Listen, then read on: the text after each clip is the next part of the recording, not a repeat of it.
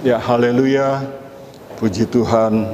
Selamat sore Bapak Ibu Saudara kasih dalam Tuhan. Kita bersyukur pada saat sore hari ini lagi kita boleh ada di dalam keadaan yang baik dan yang sehat, walaupun di tengah keadaan sekitar kita yang banyak kali mengkhawatirkan. Tapi tetap janji Tuhan iya dan amin. Dia menyertai kita, Dia memberikan kekuatan untuk kita tetap setia mengiring Tuhan. Haleluya, puji Tuhan. Terima kasih juga pada Bapak Ibu Gembala yang memberikan kesempatan saya boleh lagi melayani dalam ibadah sore hari ini. Puji Tuhan, kita tahu hari-hari yang sukar ini kita perlu kekuatan dari Tuhan dan juga kita perlu berjaga-jaga. Kita perlu berhati-hati.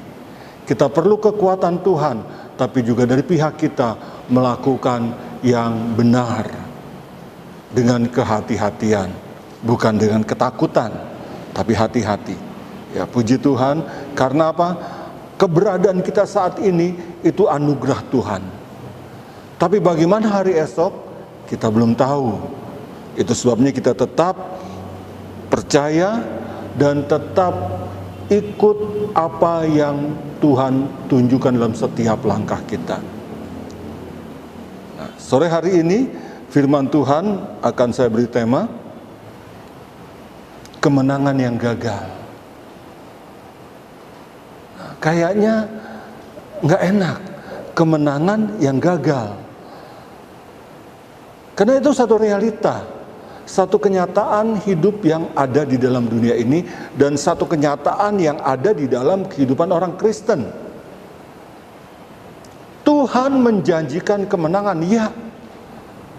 Ayat yang sudah sangat kita hafal dan sering dinyanyikan dalam pujian lebih dari pemenang, itu ada di dalam Roma pasal 8 ayat yang ke-37.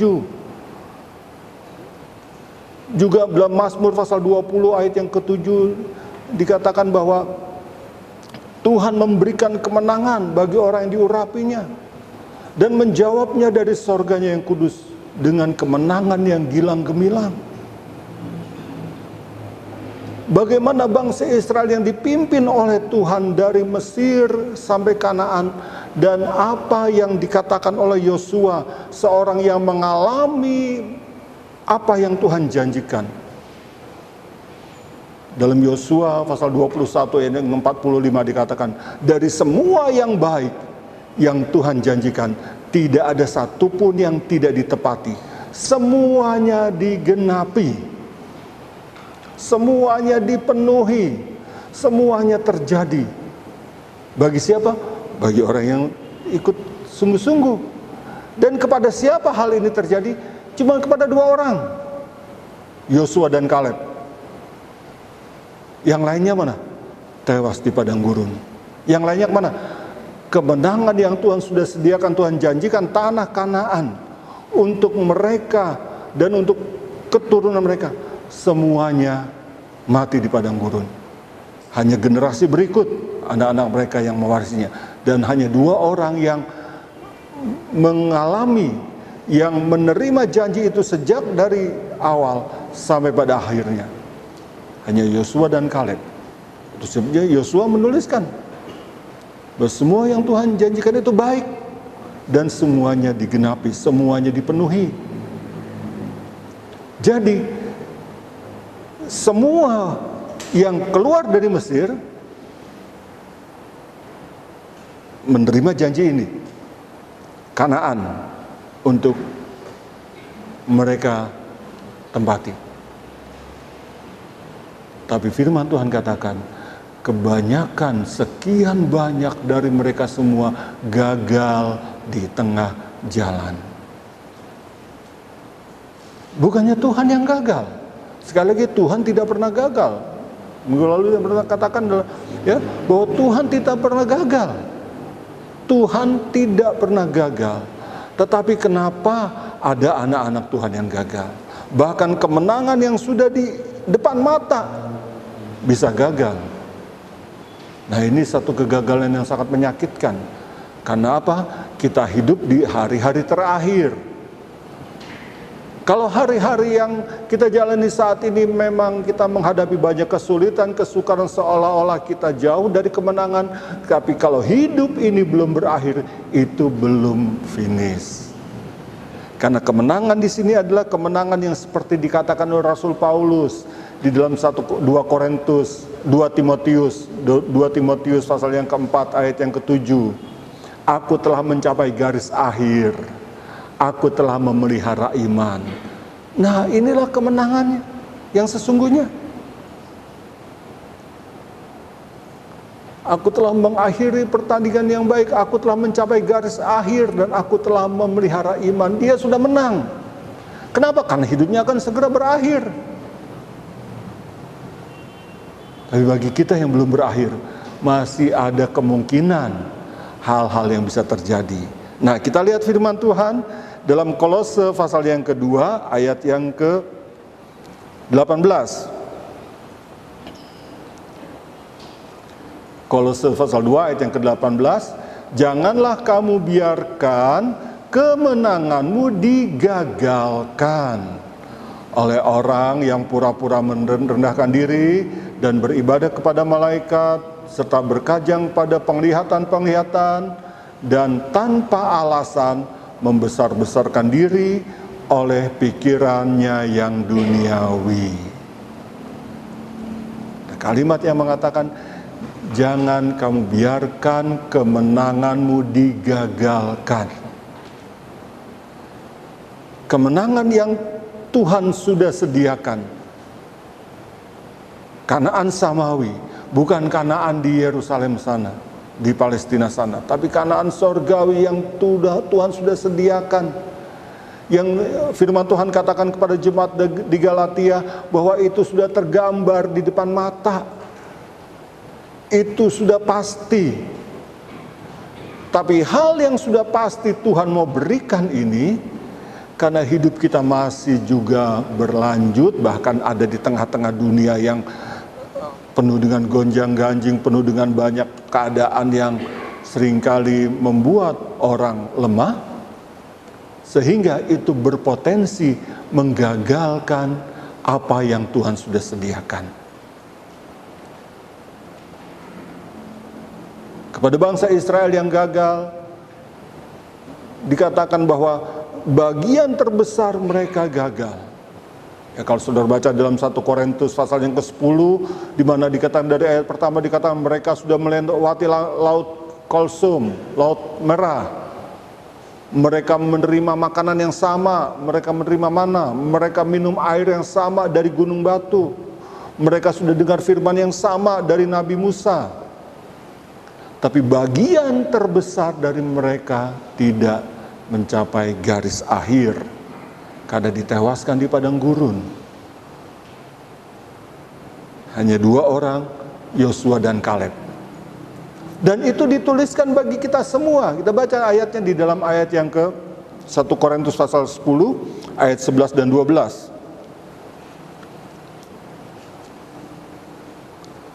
1 Korintus 10 ayat 11. Semuanya ini telah menimpa mereka. Ya, saudara baca ayat-ayat sebelumnya. Sebagai contoh ya, dan dituliskan untuk menjadi peringatan bagi kita yang hidup pada waktu di mana zaman akhir telah tiba sekarang ini.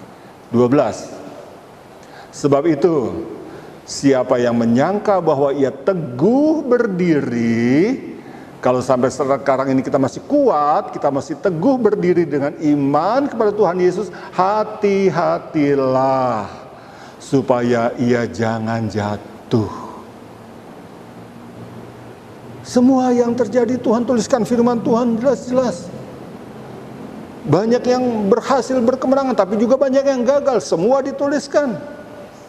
Nah, itu sebabnya itu menjadi satu peringatan bagi kita. Kalau kita masih kuat sampai saat ini, kita berkemenangan sampai saat ini, puji Tuhan. Tapi 1 Korintus 10 ayat yang ke-12 katakan, hati-hati supaya jangan jatuh. Kenapa? Karena kita ada di zaman yang akhir.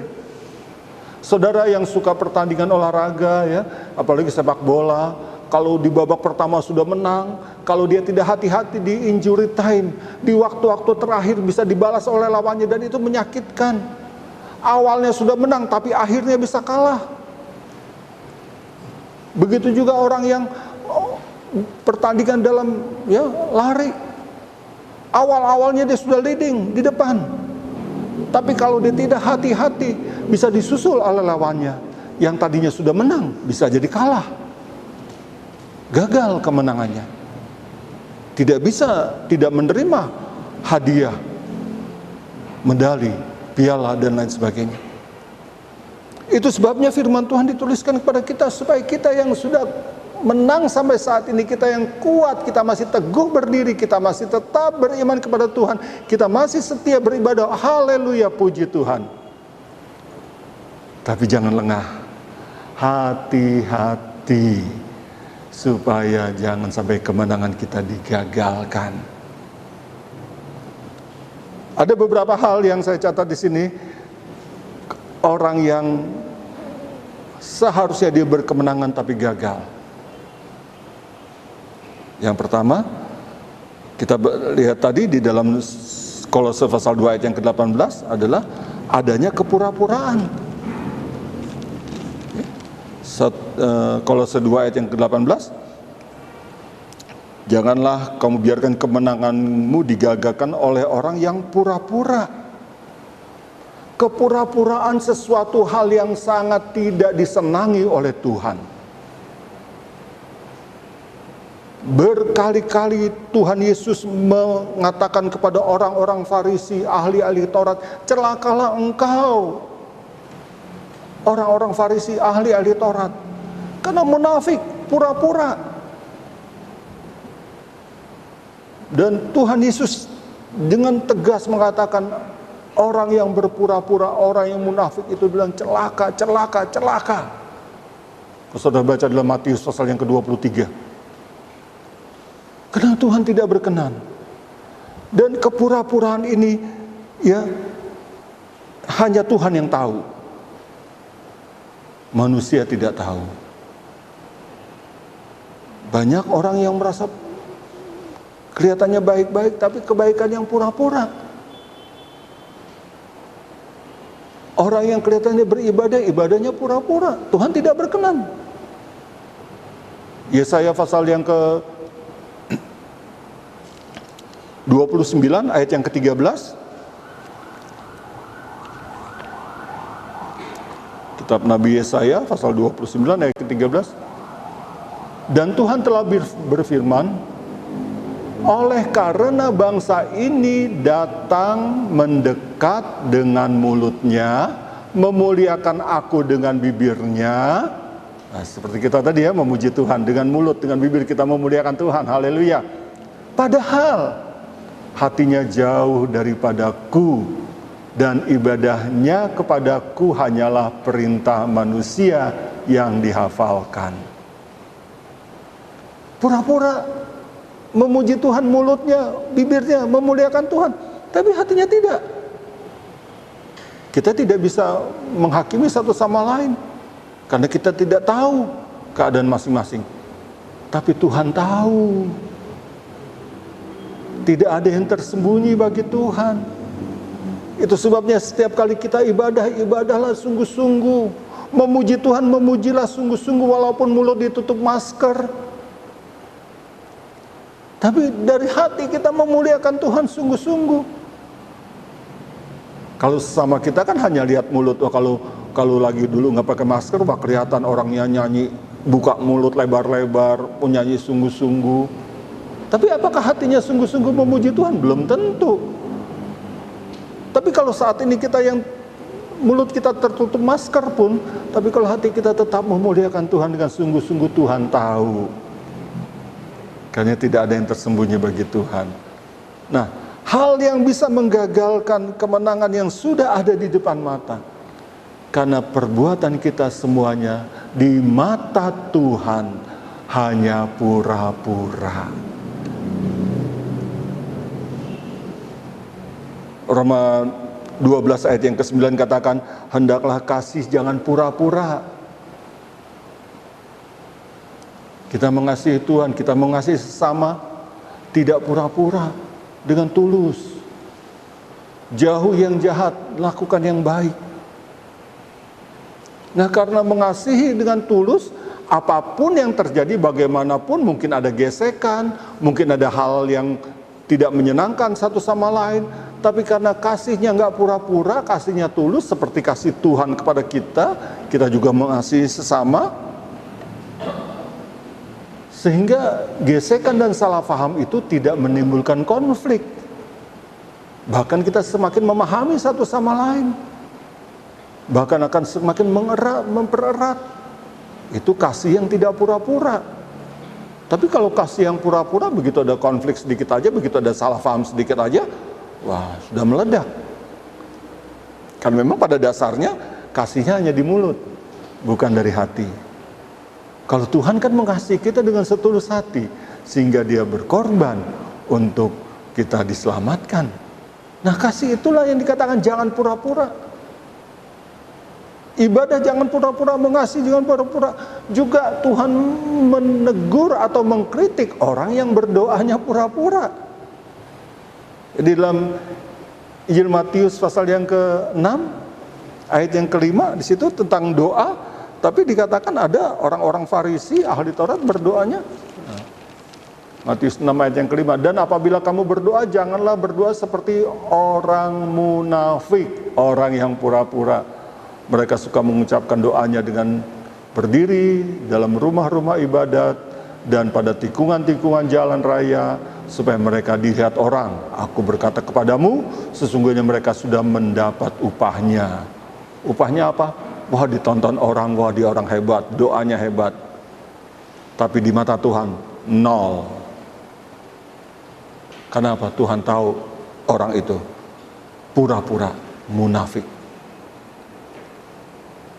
Jadi jangan sampai kemenangan kita digagalkan karena keberadaan kita, pengiringan kita, bahkan kita merasa sepertinya kuat, tetapi kekuatan yang keropos, pura-pura. Mungkin sebagian besar dari saudara nggak tahu bahwa minggu lalu, sore udah tahu ya, bahwa di plafon itu ambruk, ya, jebol plafon di bagian situ. Minggu siang ambruk. Jadi kalau saudara yang datang minggu sore minggu lalu, lihat itu bolong, plafonnya ambruk.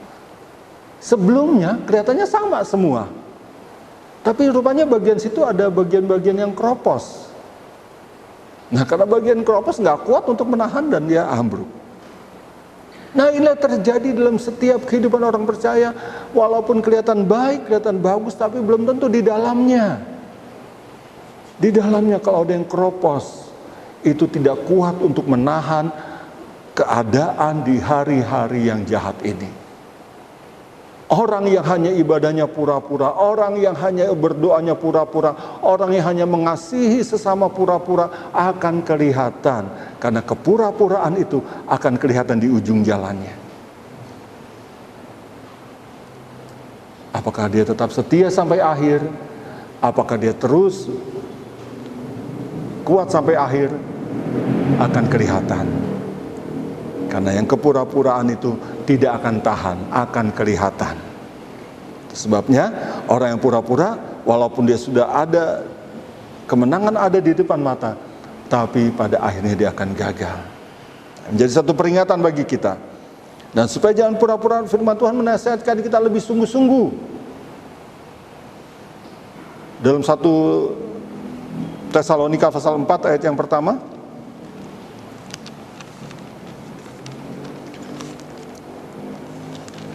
1 Tesalonika 4 yang pertama, saudara-saudara, kami minta dan nasihatkan kamu dalam Tuhan Yesus, kamu telah mendengar dari kami bagaimana kamu harus hidup supaya berkenan kepada Allah. Hal itu memang telah kamu turuti, tetapi baiklah kamu melakukannya lebih bersungguh-sungguh lagi.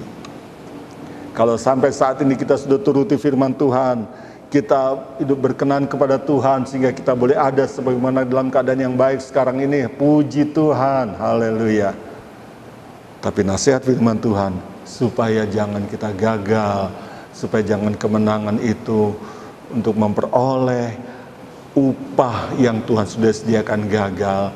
Mari lakukan lebih sungguh-sungguh lagi.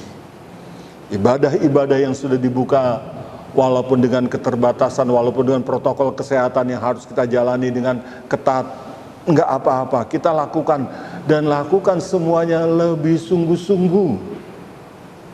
Berdoa pun lebih sungguh-sungguh, kata 1 Tesalonika 3 ayat yang ke-10. Semua kita lakukan sungguh-sungguh, bukan dengan kepura-puraan. Itulah yang membuat kita tetap berkemenangan bersama dengan Tuhan. Haleluya. Puji Tuhan. Yang kedua, orang yang sudah mau menang tapi kalah, gagal, kemenangan digagalkan karena apa?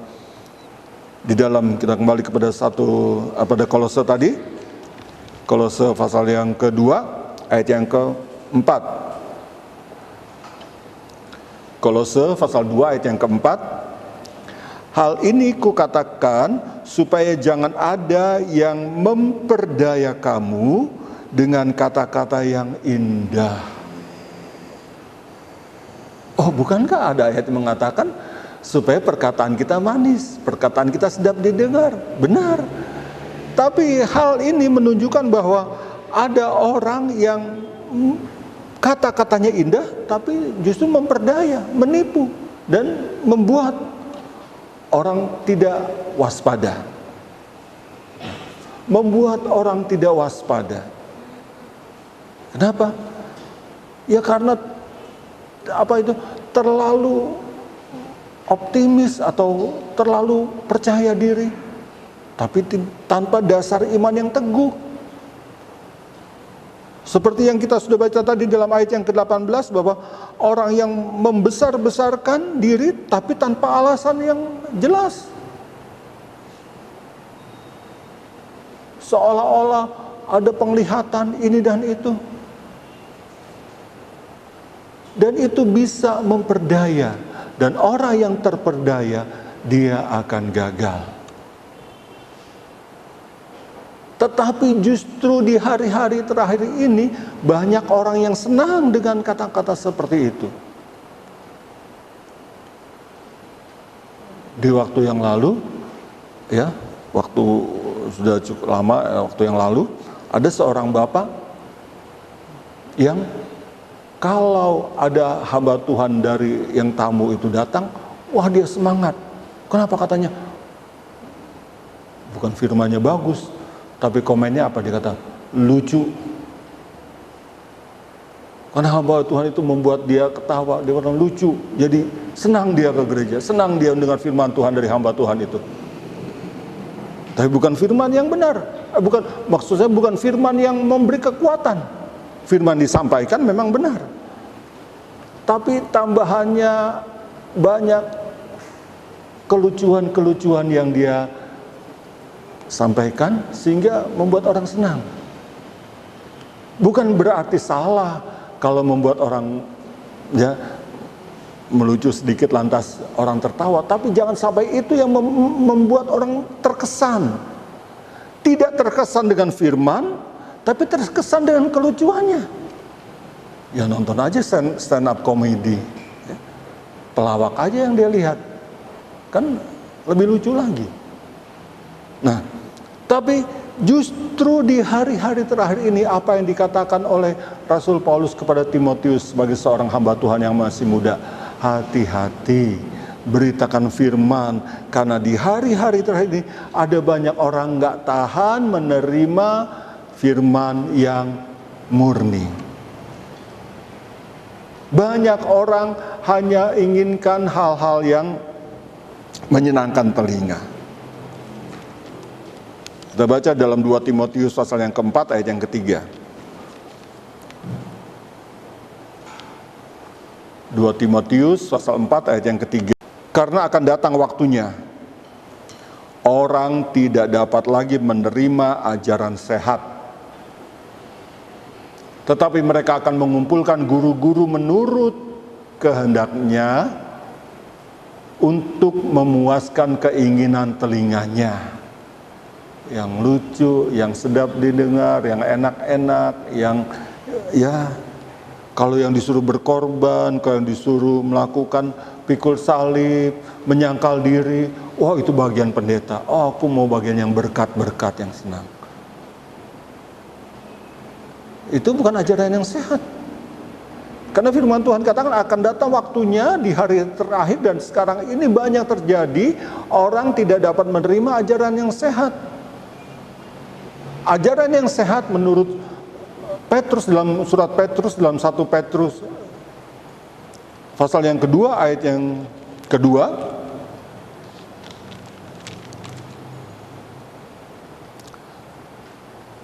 dan jadilah sama seperti bayi yang baru lahir, yang selalu ingin air susu yang murni dan yang rohani, supaya olehnya kamu bertumbuh dan beroleh keselamatan. Ya, ibu-ibu tahu kalau menyusui bayi dengan ASI, itulah air susu yang murni. Itu yang sangat dibutuhkan oleh seorang bayi. Dan itulah dikatakan seperti itulah firman yang murni. Firman yang sungguh-sungguh semuanya ada. Bukan hanya untuk hal-hal yang berkat senang-senang terus, tapi juga ada hal-hal yang harus ditaati ketika kita harus mau bertumbuh. Karena dikatakan olehnya kamu bertumbuh. Kata-kata yang indah, kata-kata yang hanya menyenangkan telinga, kadang-kadang itu tidak membawa pertumbuhan. Itu hanya menyenangkan daging. Dan itu bisa memperdaya, bisa menipu. Kenapa? Karena ketika kita menghadapi keadaan kenyataan hidup yang sulit di dalam dunia ini, kita akan komplain. Katanya Tuhan menolong, katanya Tuhan, katanya kok sekarang saya tidak tertolong. Nah, kita lihat dulu ke belakang lagi. Kenapa bisa tidak tertolong? Bukan berarti tidak tertolong, tapi kemungkinan juga belum ditolong. Karena kalau selama hidup ini masih ada, berarti itu belum finish. Kalau sekarang ini Bapak Saudara mengalami kekuatan, kemenangan, puji Tuhan, saya katakan tadi. Tapi hati-hati supaya kita jangan jatuh. Tapi kalau hari-hari ini kita mengalami keadaan seperti yang terpuruk, gara-gara virus corona, gara-gara PSBB, lantas kehilangan pekerjaan, pendapatan hilang dan lain sebagainya. Tapi bukan berarti itu sudah finish. Bukan berarti itu satu kekalahan, tapi itu bisa satu untuk membuat kita lebih maju lagi di dalam Tuhan. Asal kita terima firman Tuhan yang murni, olehnya kita akan bertumbuh. Untuk apa? Beroleh keselamatan. Itu firman yang murni. Tapi kalau firman yang hanya diambil sebagian-sebagian supaya menyenangkan orang, wah, yang susah-susah dia nggak disampaikan, hanya yang menyenangkan telinga.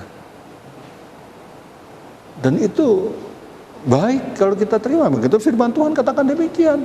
Tapi kalau cuma itu toh yang kita terima, kita tidak akan bertumbuh dengan baik. Dan yang tidak bertumbuh dengan baik, dia akan gagal. Karena apa? Untuk mencapai finish diperlukan perjuangan yang ekstra. Di hari-hari terakhir ini, saya sudah banyak mendengar firman Tuhan, bagaimana perumpamaan 10 anak darah. Tidak cukup hanya minyak satu di tempat pelita, tapi perlu ada minyak ekstra di dalam buli-buli. Kekuatan yang 2 kali ganda, urapan yang 2 kali ganda. Untuk apa? Bertemu dengan mempelai. Bertemu dengan Yesus, mempelai yang akan segera datang untuk menjemput gerejanya. Jadi kekuatan itu perlu kita dapatkan 2 kali ganda. Jadi yang tidak sungguh-sungguh atau yang menerima firman setengah-setengah, ya kekuatannya setengah.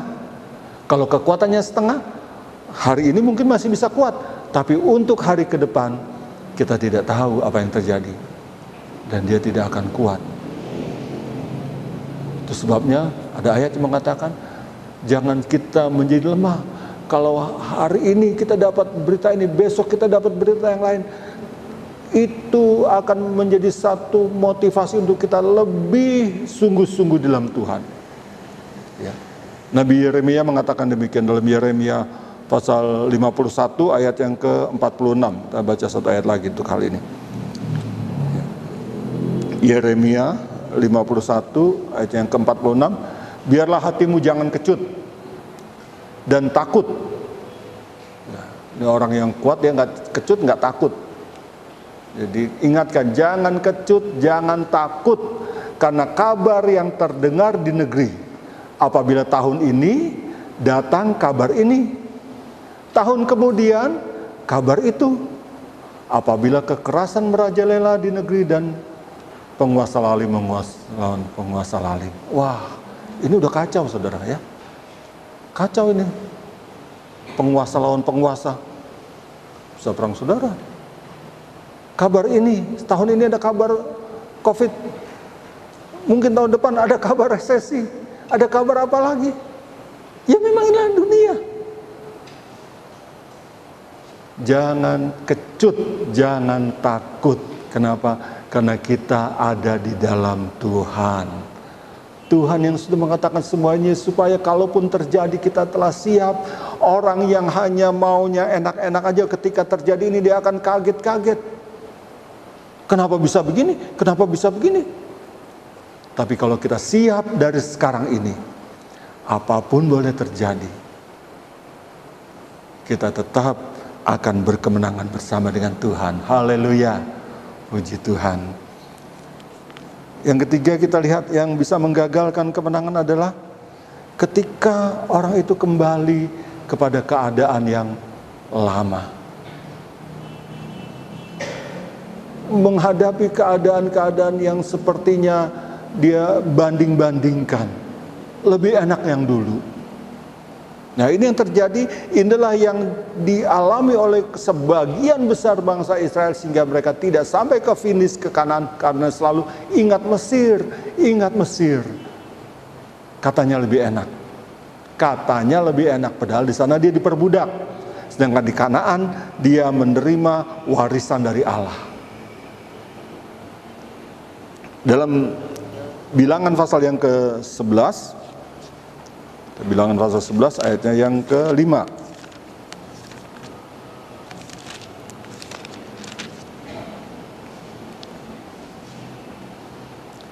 Kita teringat pada ikan yang kita makan di Mesir dengan tidak bayar apa-apa, kepada mentimun dan semangka bawang prei dan bawang merah, bawang putih. 6. Tetapi sekarang kita kurus kering, tidak ada suatu apapun kecuali mana ini saja yang kita lihat. Ini satu keadaan yang memang realita, kenyataan yang mereka hadapi. Mereka setiap hari hanya makan mana yang turun dari sorga. Mereka ingat, dulu di Mesir makanannya mewah, banyak berima walaupun diperbudak, tapi mereka kenyang. Mereka puas. Dan inilah yang dikatakan mereka bertuhankan perut. Mereka hanya memikirkan perut mereka, dan ini akan terjadi di hari-hari terakhir ini. Ketika masalah kesulitan bertambah berat, orang akan melakukan banyak hal yang tidak berkenan kepada Tuhan demi perut, demi kebutuhan jasmani terpenuhi. Bahkan tidak sedikit orang akan kembali kepada hal-hal yang tidak berkenan kepada Tuhan. Kepercayaan-kepercayaan yang dulu, bahkan perilaku-perilaku yang dulu yang sudah bertobat katanya sudah ditinggalkan, perilaku-perilaku yang tidak baik, tapi karena kesulitan bisa kembali. Itu sebabnya Rasul Paulus menasihatkan bagaimana dia pun seorang yang dulunya begitu jahat, begitu ganas, seorang yang menganiaya jemaat Tuhan, tapi ketika dia sudah bertobat, dia katakan semuanya dia lupakan. Dia tidak lagi ingat-ingat yang lalu. Dalam Filipi pasal yang ketiga, ayat 12 dan 13.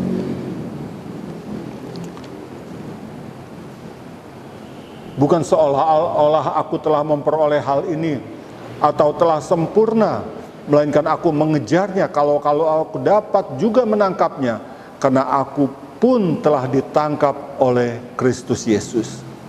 Paulus menyadari dia belum sempurna, sama kita belum ada yang sempurna. Paulus sendiri mengatakan dia juga belum sempurna, tapi dia mengejar apa yang telah dia dapatkan. Ayat 13. Ayat 13, saudara-saudara, aku tadi ayatnya. Ayat yang ke-12, ayat 13, 14. Ya.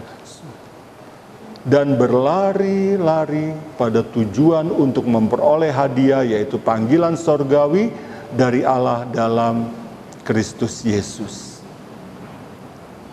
Kita semua belum sempurna.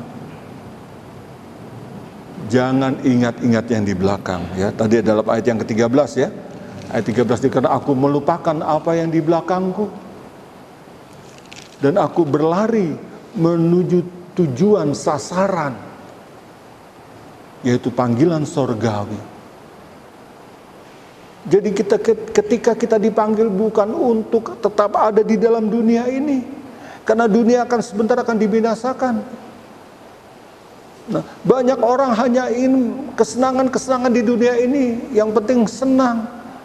Ketika dia dalam pengiringannya mengalami kesulitan, dia ingat, oh dulu lebih enak dulu.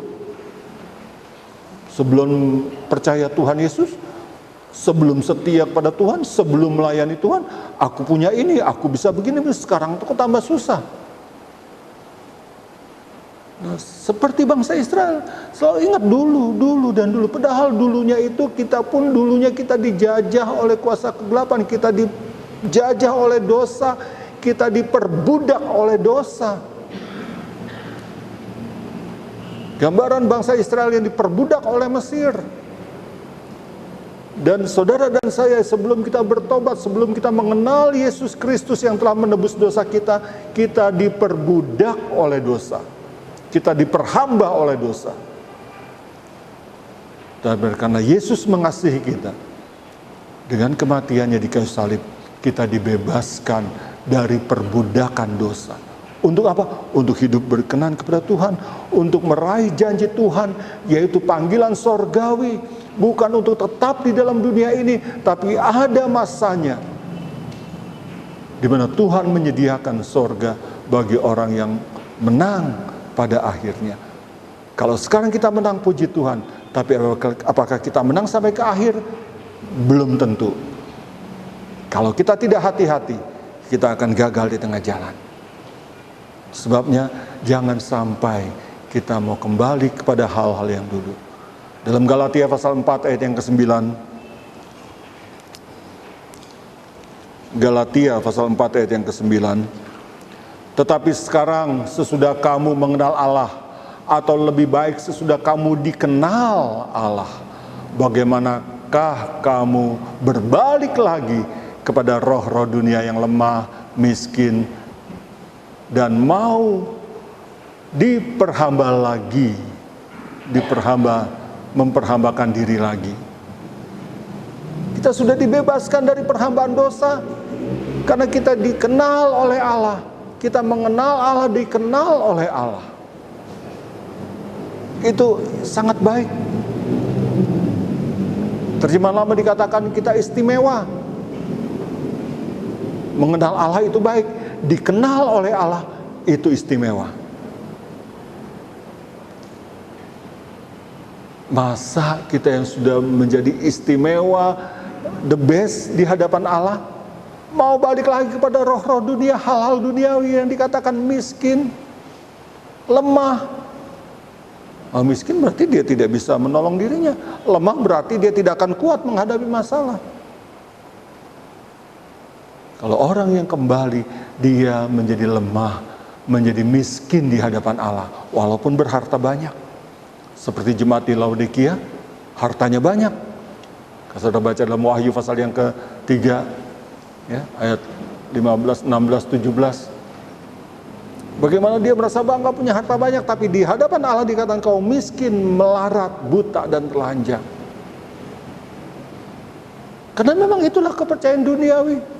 Hal-hal yang duniawi dikatakan miskin, lemah, nggak bisa menolong.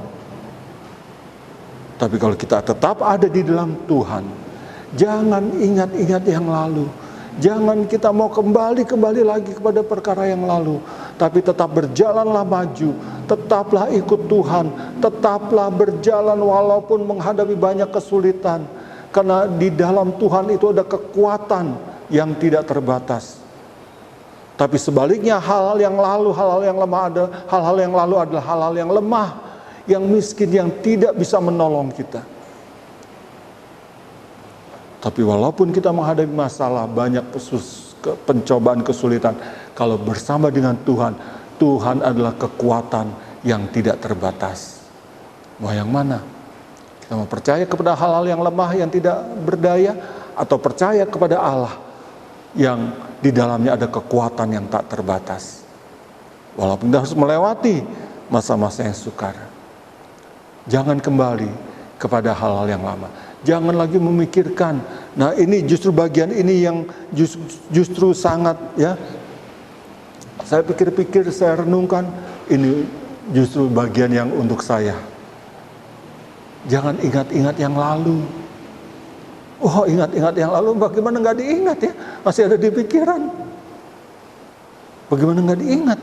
Nah, selalu teringat. Kalau lagi rame-rame kadang-kadang suka sedikit lupa. Tapi begitu di rumah sendiri, ya ingat lagi. Tapi ini yang membuat saya memacu supaya jangan, karena apa? Tidak membawa kekuatan. Ingat kenangan-kenangan yang lalu itu bukan dari Tuhan. Bukan dari Tuhan. Baik kenangan kepada orang-orang yang kita kasihi, baik kenangan kepada hal-hal yang pernah kita punya waktu-waktu yang lalu, lantas sekarang tidak ada lagi, itu bukan dari Tuhan. Karena dari Tuhan bukan hal-hal yang lalu. Tuhan tidak pernah berjalan mundur. Tuhan selalu berjalan maju. Kalau kita ikut Tuhan, selalu berpikiran maju, mengarahkan kepada Tuhan yang terus berjalan maju. Haleluya. Karena kalau kita ingat yang lalu-lalu terus, kita bisa lemah dan bisa gagal. Berjalanlah maju bersama dengan Tuhan. Yang bagian terakhir, nah ini yang paling celaka, jangan kita mundur. Karena kalau kita mundur, habislah sudah. Tidak ada lagi harapan untuk berkemenangan. Tidak ada lagi harapan untuk memperoleh apa yang Tuhan janjikan. Ibrani pasal 10 ayat yang ke-35. Ibrani 10 ayat yang ke-35. Sebab itu janganlah kamu melepaskan kepercayaanmu, imanmu, karena besar upah yang menantinya. Ada kemenangan, ada upah yang besar menanti itu. Sebabnya jangan lepaskan kepercayaanmu, jangan lepaskan imanmu, jangan mundur. Dalam ayat yang ke-38.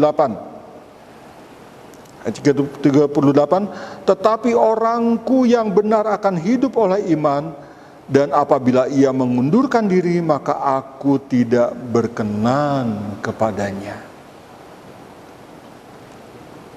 Iman di dalam Yesus Kristus yang kita sudah miliki, jangan sampai dilepaskan.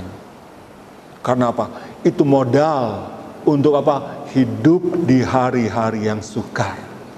Orangku yang benar akan hidup oleh iman. Tapi kalau iman yang kita punya lantas kita lepaskan, kita kembali kepada hal yang lalu, dan kita tidak lagi beriman kepada Tuhan, mundur dari iman, mundur dari kepercayaan kepada Tuhan, mundur dari pelayanan, habis. Kenapa? Tuhan tidak berkenan.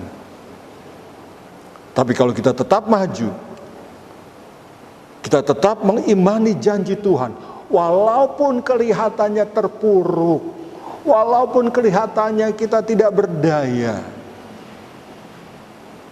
tetapi selama ada tangan Tuhan yang memegang, apa yang dikatakan Mazmur pasal yang ke 37. Ayat-ayat terakhir kita baca di sana, ayat yang ke-23-24.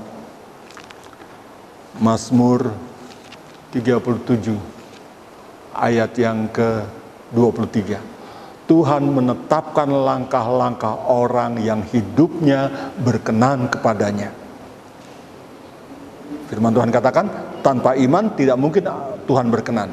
Ya, Ibrani pasal 11 ayat yang ke-6. Jadi orang yang berkenan adalah orang yang beriman. Orang yang tidak melepaskan, yang tidak mundur dari iman kepada Tuhan Yesus.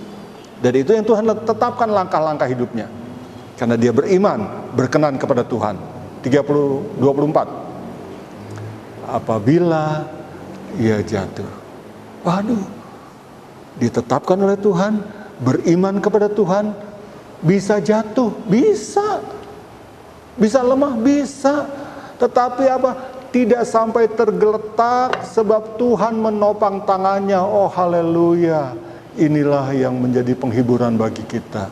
Jadi ketika kita menghadapi kesulitan di tengah pandemi, di tengah kesulitan ekonomi, di tengah banyak tantangan yang harus kita hadapi, tetaplah beriman kepada Tuhan. Karena itulah yang berkenan kepada Tuhan. Dan itulah yang ditetapkan langkah-langkahnya oleh Tuhan.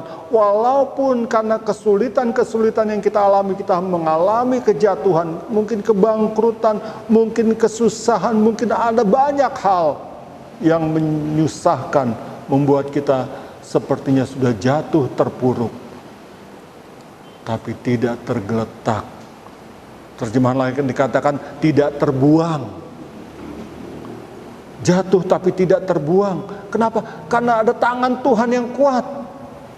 Selama kita masih berkenan kepada Tuhan, selama kita masih beriman kepada Tuhan, selama kita tidak mundur dari mengiring Tuhan, percaya kepada Tuhan, tangan Tuhan yang maha kuat tetap memegang.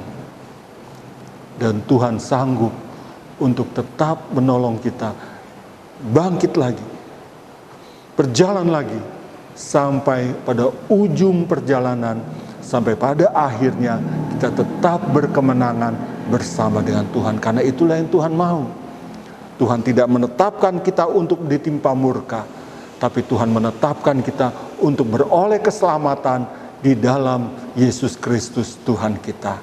Haleluya, puji Tuhan. Sebabnya hari-hari ini apapun yang kita alami, apapun yang sedang terjadi, adakah kita sedang mengalami satu kemenangan yang membuat kita berbunga-bunga, membuat kita banyak menerima berkat dan kesenangan yang berlimpah. Puji Tuhan, nikmati semua itu di dalam Tuhan. Tapi ingat, hati-hati, jangan sampai itu hanya sementara. Karena ujung perjalanan kita belum berakhir. Yang Tuhan lihat adalah ujung perjalanan kita, apakah kita berakhir bersama Tuhan berkemenangan, seperti yang dikatakan oleh Rasul Paulus dalam 2 Timotius pasal 4 ayat yang ke-7 kita sudah baca tadi. Dia sudah mengakhiri hidupnya, mengakhiri pertandingannya, mengakhiri kepercayaannya di dalam iman kepada Tuhan sampai akhir. Sebabnya kita perhatikan mereka yang mengakhiri hidupnya di dalam iman kepada Tuhan, dialah akan menerima mahkota keselamatan yang kekal. Dan kita yang belum berakhir, ada masih banyak tantangan-tantangan yang kita hadapi. Mari lakukan terus dengan ketaatan akan firman Allah. Dan semua firman yang disampaikan kita taati, lakukan. Dan itulah yang berkenan kepada Tuhan. Haleluya, puji Tuhan. Mari kita berdiri.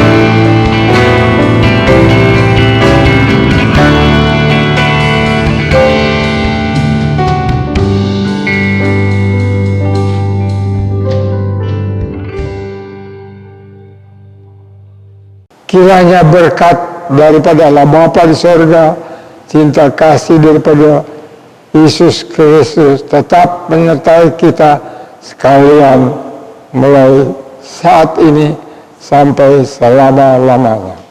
Haleluya. Amin.